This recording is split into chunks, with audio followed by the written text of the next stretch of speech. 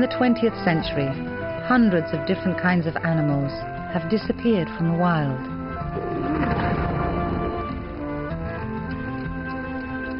This is the story of one of them.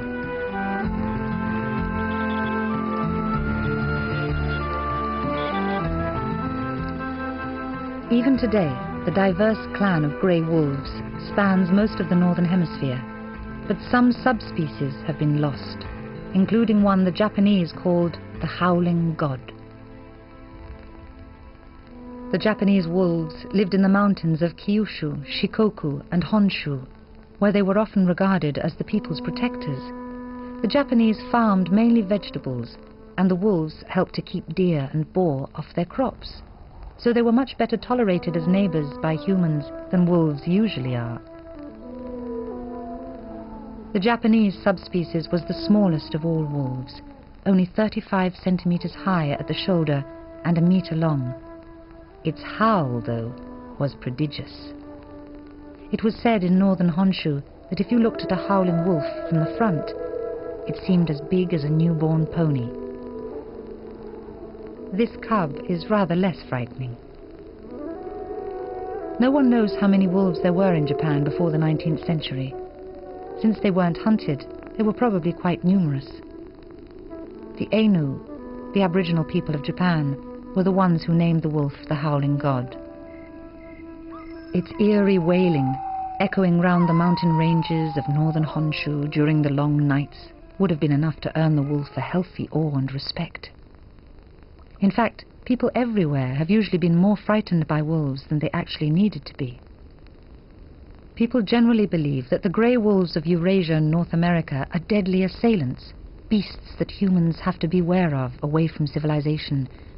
But the fact is that wolves are just not interested in humans as prey. There is no authenticated record of a healthy wild wolf harming a human. And in Japan, at least, there are stories about them helping people.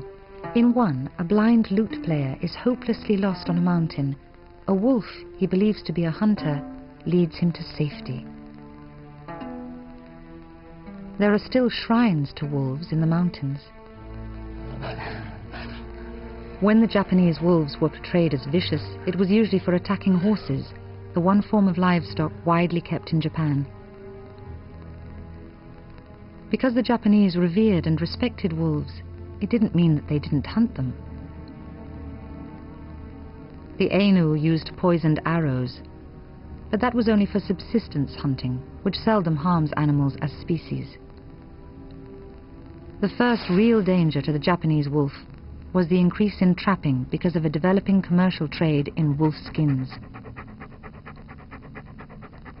By the 19th century, this business was booming, and for the first time the wolf population began to shrink. There was another cause too.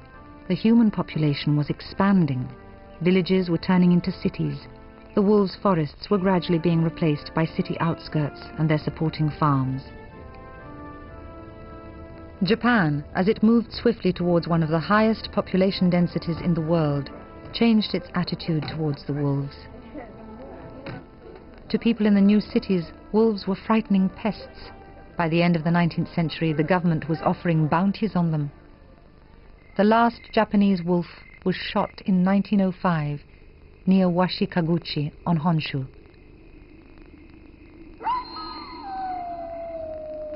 The Japanese wolves disappeared quite simply because of the change in the way of Japanese life.